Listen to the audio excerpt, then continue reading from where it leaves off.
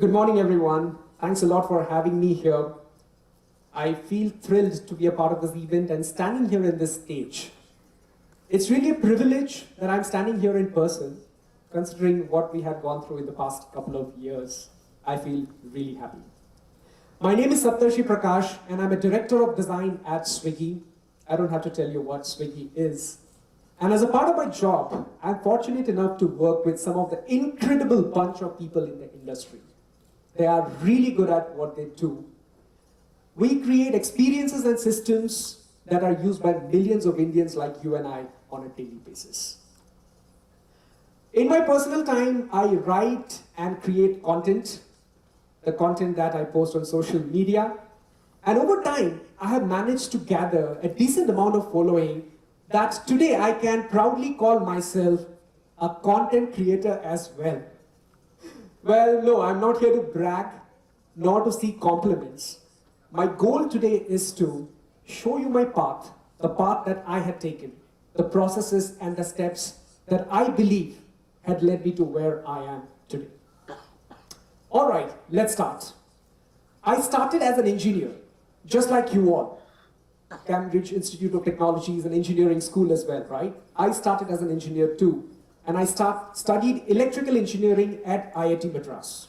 I worked hard, I strived for excellence, and I was good at what I was doing. But that's about it.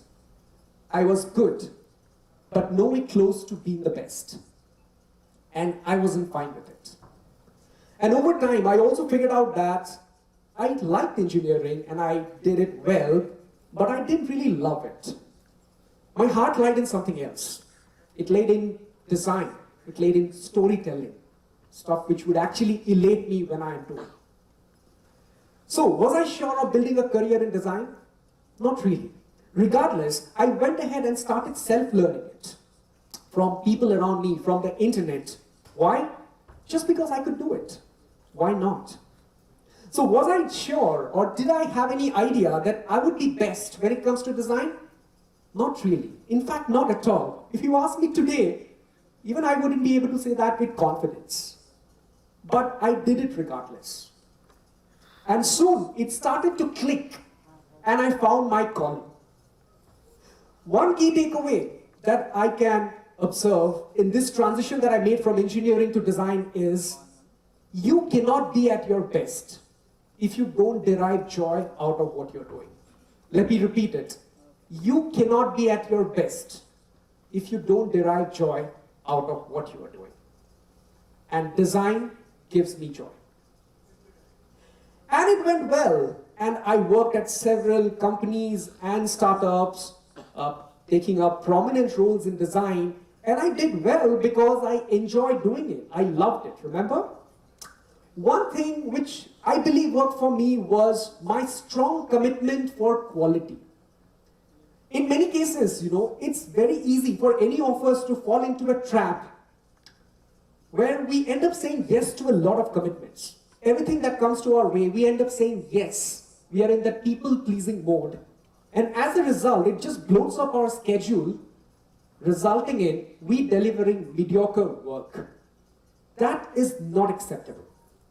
You see, I come from a typical Indian middle-class family, and one advice that have been constantly given to me all my life by my parents, my teachers, my relatives, and everyone is, do not settle for mediocrity.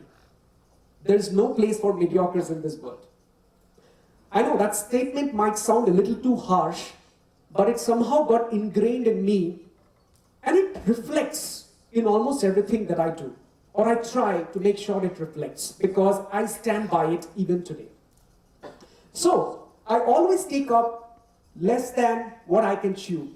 They say, right? Bite less than what you can chew. Keeping food aside, I always take up less than what I can do, but I make sure that I give my heart and soul to it. Every time I do something, I make serious attempts to ensure that what I am doing is better than anything which is out there. This attitude helps me. And I always remember to under-promise, but over-deliver. There's this quote from this famous movie, Batman Begins. I'm sure many of you had seen it. It says, "It's not what you're underneath. It's what you do that defines you." It cannot be more true for someone like me who is designing interfaces and recording his own video in spite of having 2 degrees in electrical engineering. Yes, I have a bachelor and a master's, 2 degrees, right? I really love this quote. But I feel there's one thing that this quote doesn't cover. Taking actions isn't enough. You know, we have the system of to-do lists that tend to give us a dopamine rush or a false sense of accomplishment every time we strike something off. Makes us feel that, we did something. That is okay, but that's not enough. Maybe that's just enough to keep your job floating, but nothing great has ever come out of just getting things done. You need to go beyond if you want to make a difference, make a mark in this world. You see, I strongly believe that each and every one of us have at least something inside us that can potentially give us unfair advantage over everybody else. Each and every one of us. But the sad part is that most of us fail to discover that trait in our lifetime. You look around, you will see so many people like that. Our work is to just make sure that we are not one of them. And it can even be possible that at times we discover what it is, but we don't find a cause strong enough that would help us unleash the full potential to make it work. When we have a deep sense of emotional attachment to something, strive for excellence comes naturally. To drive excellence, it is very important that it starts reflecting in our work, which helps us in return. So, it is very crucial for us to find what motivates us, what motivates you. Discover what is that one thing which will motivate you to get up every day in the morning and work on it, not because someone has told you, but just for you, because you love it. It all starts with a mindset. To reach the zenith of our potential, we must cultivate a sense that values quality above everything else. This involves setting high standards for ourselves and inculcating an environment where we are self-critical, where we have room for improvement, where we have a constant learning mentality. My mentors have a huge influence on what I am today, either as a designer or as a creator, right? You know, this obsession of quality has also massively helped me in my content creation journey. I'm also a content creator, like I told you, right? A few years back, when I was starting my YouTube channel, I got a lot of advice from different people who suggested that, hey, you should focus on pushing large number of content. Make sure that you post certain number of videos every week, and don't worry too much about the quality. That, by the way, is a very common advice that is given to anyone who's trying to scale their YouTube channels. But I refuse to believe it. I refuse to believe it. When you hear from any accomplished people in any field, doesn't have to be content creation, anyone who's accomplished, you'll always see them saying that they hate, or rather, they do not like the first piece of work that they have done. And that might make you feel that it is okay to be not great when we do something for the first time. Sure, there's nothing wrong in that. While it's perfectly okay for your first piece of work to be not as per the world standards or world class, but it is extremely important that it is best in your mind, in your books. And that's exactly why I shot, wrote, and edited my first ever video 3 times. 3 times. It's not just that I shot and I discarded. I shot, I edited, I made the final video 3 times, and I discarded the first 2 because they didn't meet the expectations of excellence in my own eyes.